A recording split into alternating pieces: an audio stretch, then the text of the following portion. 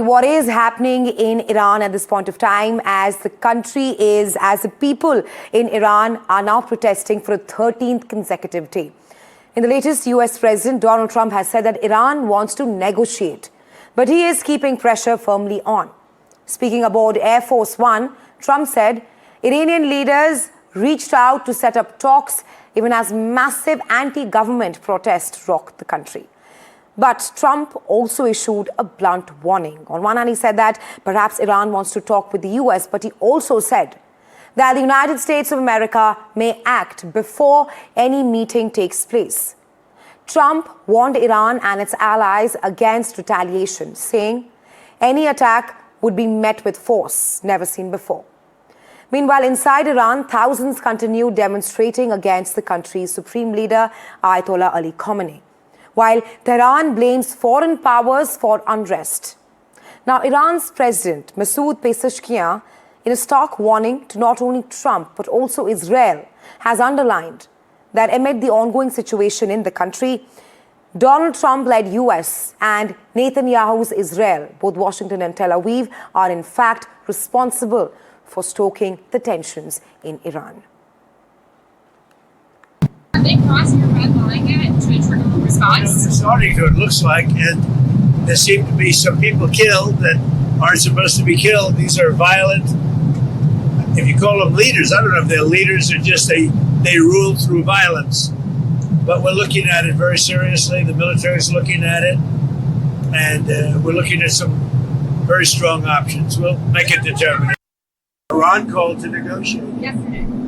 Yesterday, the leaders of Iran called, they want to negotiate. I think they're tired of being beat up by the United States. Iran wants to negotiate, yes. We may meet with them. I mean, a meeting is being set up, but we may have to act because of what's happening before the meeting. But a meeting is being set up. Iran called, they want to negotiate. معترضین نیستن. این اغتشاشگرن. معترض رو ما قبول داریم. ما نگرانی ها اونا رو قبول داریم. با تمام وجود داریم تلاش میکنیم که این نگرانی ها رفع بشه. و هم مردم عزیزمون میخوایم با قدرت در مقابل او کسی که اغتشاشگره داره به اموال مردم لطمه میزنه. بازاری چه گناهی کرده این میان دکونش آتش میزنن. ما مشکلات اونا رو فکر خواهیم کرد و کمک خواهیم کرد و حل خواهیم کرد. اعتراض حق مردمه. و ما موظفیم اعتراض اونا رو جواب بدیم.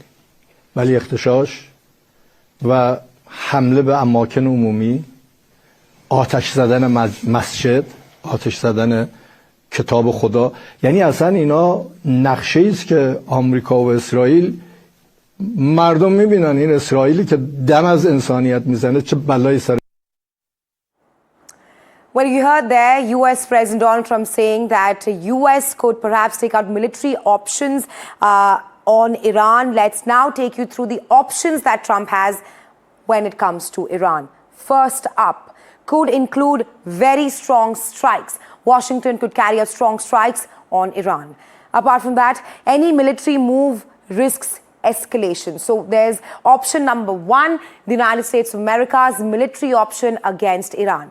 Then we come to sanctions. Apart from military action, increased sanctions which US can take out on Iran. We're talking about harder sanctions targeting Iran's networks. Their sanctions can also include long-standing US tool, which is perhaps sanctions is a way of curtailing Iran at this point of time. Third could be cyber or covert operations, which are aimed to disrupt Iranian security infrastructure.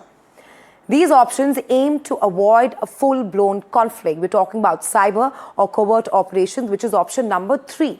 Then fourth, diplomacy and negotiations. Like you also heard, Iran reached out to Washington seeking talks. Trump said a meeting is in the works, but Trump also said that US, like he said, a meeting is in the works, but he also said that US might act militarily before the meeting. And the fifth, support for demonstrators. Trump discussed ways to help restore internet, signaled US support for Iranian civil society as well.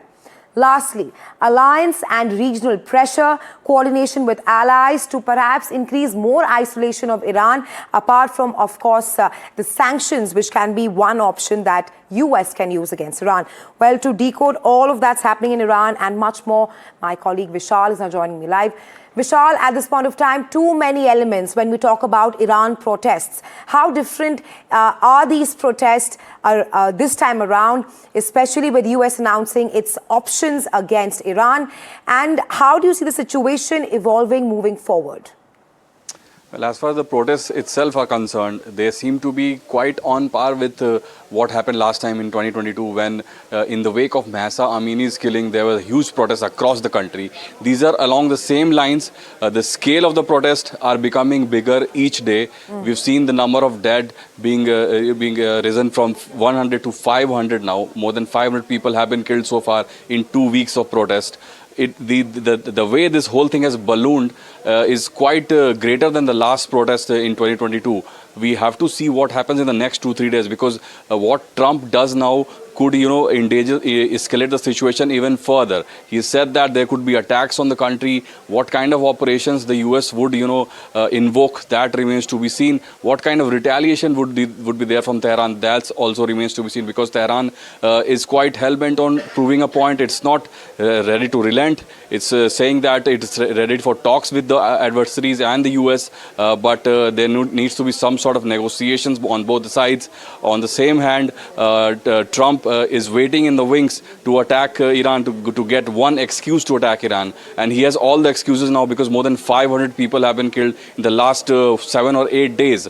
So these are some of the biggest protests that the country has seen ever since the Islamic Revolution back in 1979 that brought in the cleric regime. It's been almost 5 decades of the cleric regime, and the regime is in one of the biggest dangers that the regime has faced in the last few decades or so. Right, Vishal. Right. Thanks for getting us the latest on this. We'll, of course, be tracking this closely with you.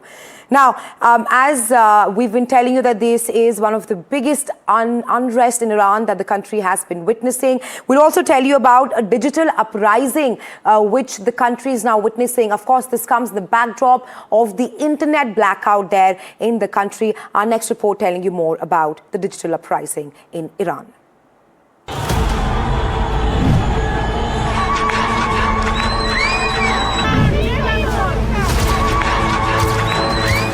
In the shadowed grip of an internet blackout imposed by the Iranian regime, a resilient spark ignited. A digital uprising where the silenced voices of millions roared louder than ever before.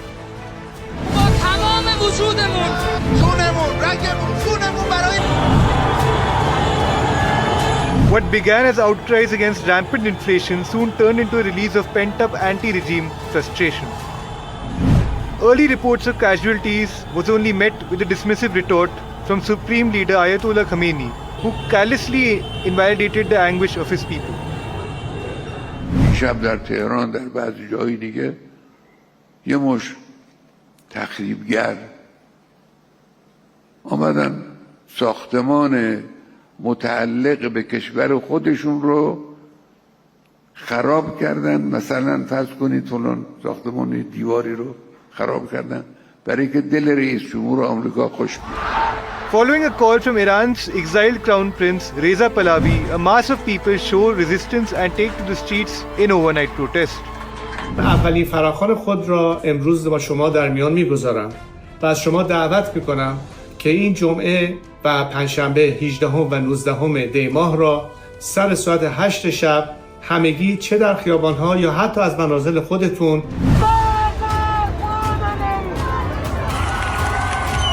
The authorities retaliated with severing internet access nationwide and barricading international calls, plunging the nation into isolation.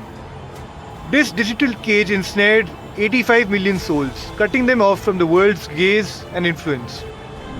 Yet, beneath this enforced veil of darkness, the spirit of rebellion refused to dim.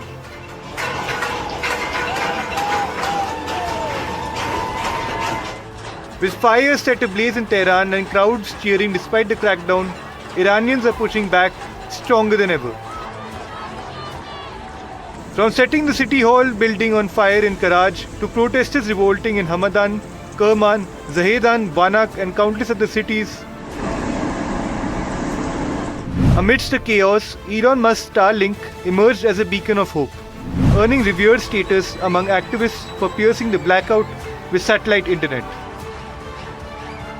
This is a message for Elon Musk on behalf of the Iranian people. First of all, I want to personally thank you for everything that you've done. While the rest of the world looked away, your kindness and generosity will not be forgotten. This is also for anybody else who can facilitate getting Starlink or internet access into Iran. Women particularly are making an impact, lighting a cigarette from the flames, eating away pictures of Khamenei. Revolution is now a 90s trend. It is coming back stronger than ever. But how long will the protest last? Will it bear fruit to the blood of at least 116 people? Will it end the regime of the oppressive supreme leader? Only time will tell. With Kirtana Sam, Bureau Report, NDTV.